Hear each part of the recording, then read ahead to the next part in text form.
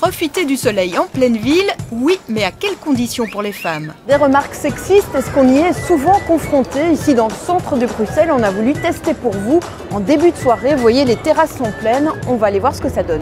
On tente d'interviewer madame, mais très vite, un homme s'interpose lourdement. Monsieur, on est juste occupé en fait, mais monsieur, vous êtes quand même fort intrusif dans notre reportage.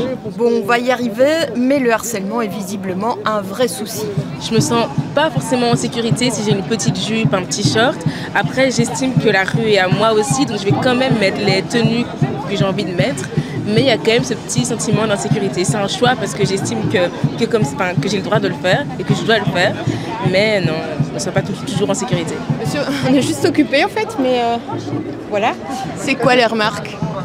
Se faire siffler, des bruits de bouche, des trucs comme ça.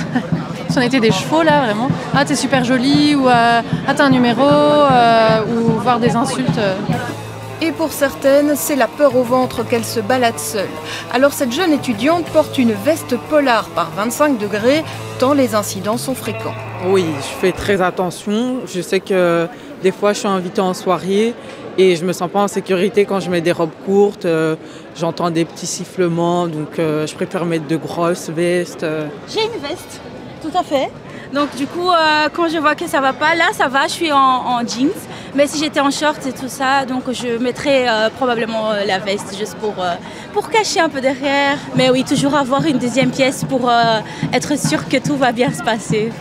En 2023, sur TikTok, des femmes montraient leurs chemises qu'elles prenaient dans le métro pour se protéger. Un an plus tard, la technique a ses adeptes, en Belgique aussi, y compris en dehors des transports en commun. Sur ce boulevard, j'évite souvent d'être seule le soir, la nuit, etc.